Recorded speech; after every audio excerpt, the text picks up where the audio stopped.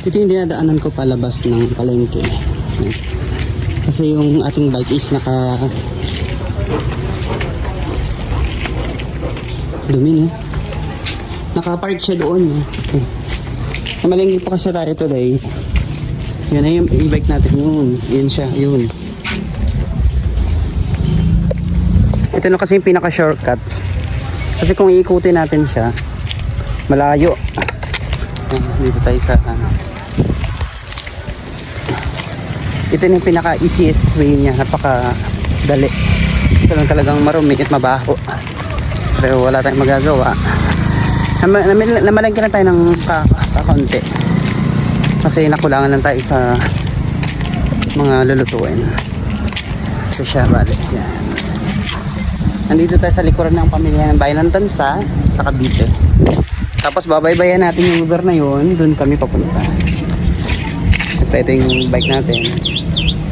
Napaka-safe naman dito. Kahit iwan mo to, wala namang kukuha. Kaya nag-aalam naman siya. Nakalak naman kasi yung e-bike natin.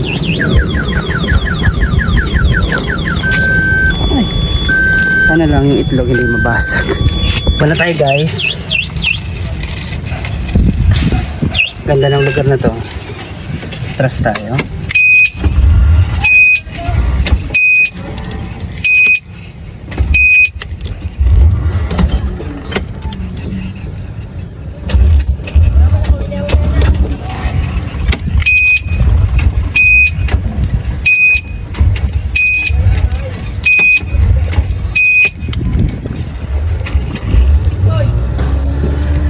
Pwede ako sa inyo yung place. Ganda.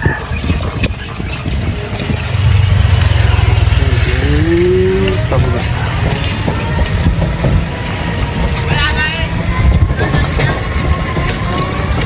Ginagawa pa lang itong lugar na to kaya wala pa masyado. Hindi pa siya pwede bumaba doon kasi nag-try na akong bumaba doon. Halos gumayawang ako doon sa loob ng ay doon sa may baba. Ganda ng place, diba? Kasi na hindi dinadaanan. Madaanan na tayo mga. Bali, paikot tayo sa kabila kasi one way lang yung daan dito. Nasa walang daan.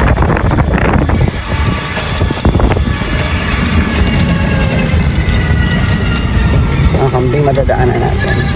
Me!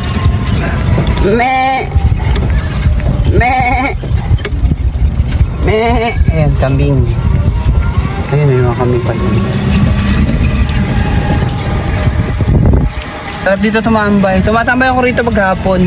Walang pag may deliver ako na papadala ko dito. Tambay ako dyan.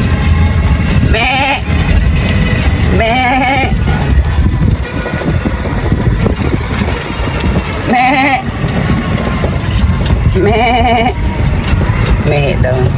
Patayin na muna natin, nasa main road na tayo.